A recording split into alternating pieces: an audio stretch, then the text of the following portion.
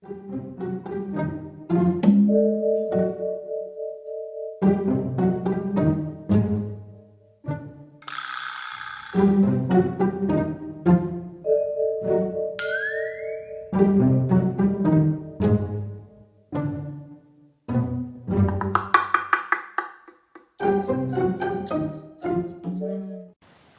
people, and hello, Sarah. Hey there. So, Sarah, what game are we playing on today's vlog? Today we are playing Dimension by Thames and KOSMOS. It is a 1 to 4 player game, and you can actually play with more players as long as you have additional copies of the game. So just that each player just needs to have a set of components, and everybody needs to be able to see the cards. But theoretically, you can play this with an infinite number of people. If And you can play this on Zoom. Yeah, you can play this on Zoom. You can play this, with a huge crowd of people if you want to. Just as long as everybody can see the cards and everybody has their own set of components, you can play this with as many people as you have components for, basically. Very cool. But it's a 1 to 4 player game if you just have one box. Would you like to know how to play? Yes, please. All right, so the game is played over 6 rounds, and this is a puzzle game where we are going to be building pyramids using these spheres here. We're going to be building them into the center here. So maybe I do something like this, right? Maybe I build a pyramid and it looks like that, right? Or maybe I do this, right?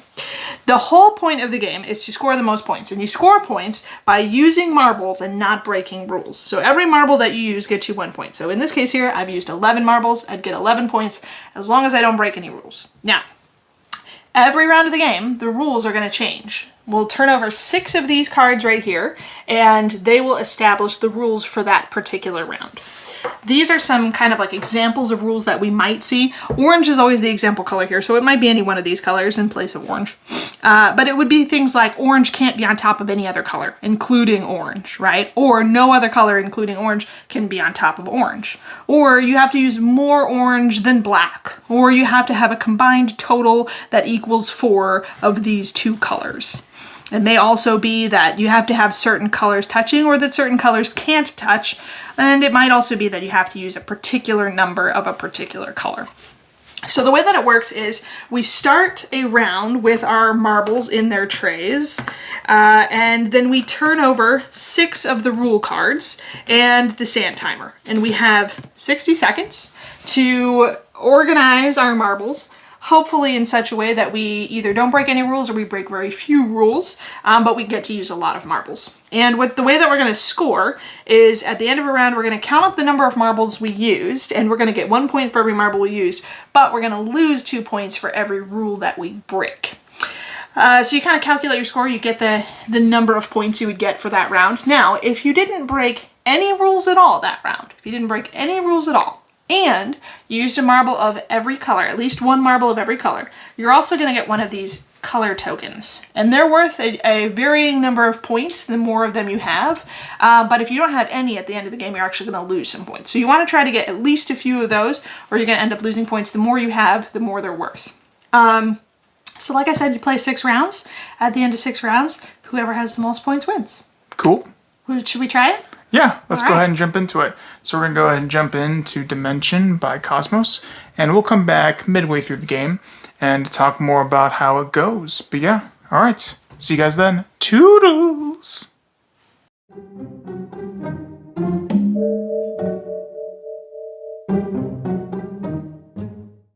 Welcome back, Meeple people, and hello, Sarah. Hello. How's it going in Dimension so far? It's going. You are kicking my face in.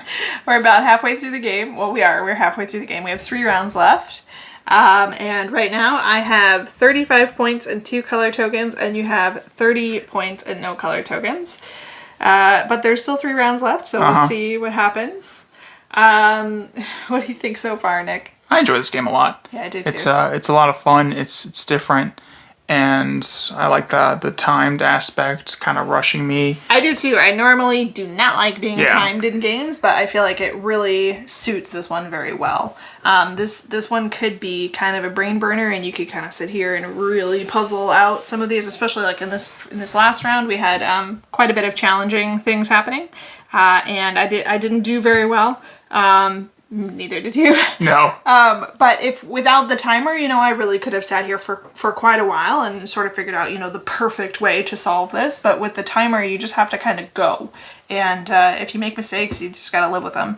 And normally I don't really like having that pressure in games to you know, do things in a timed way, but this one, it allows me to engage with the puzzle, enjoy the experience, and then move on, even if I've made mistakes or I haven't been able to solve it perfectly. Yeah, because you can play, you know, you can play the 6 times to decide the winner, but then you could keep going, you could go less. Yeah, you there's could just enough play all cards over where again. you can actually keep playing even after you've finished the 6 rounds. You could just keep going. I'm not sure how many more cards, but there's enough for you to play like maybe 9 or 10 rounds, and a game is only like 6 rounds.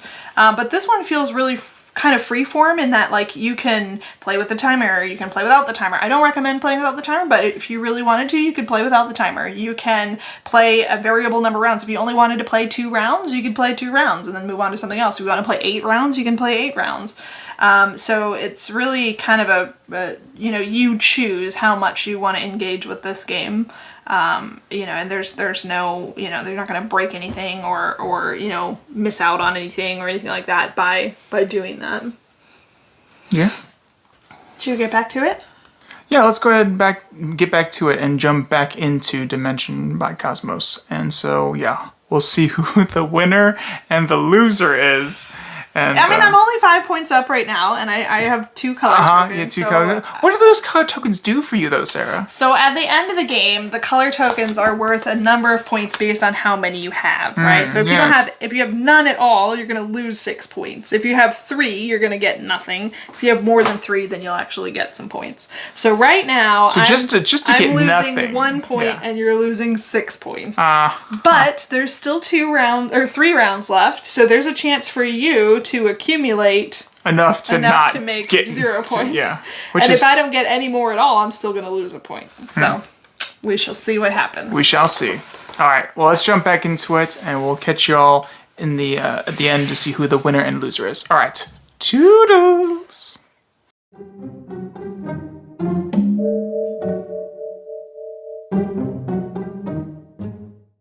Welcome back, people, and hello, Sarah, and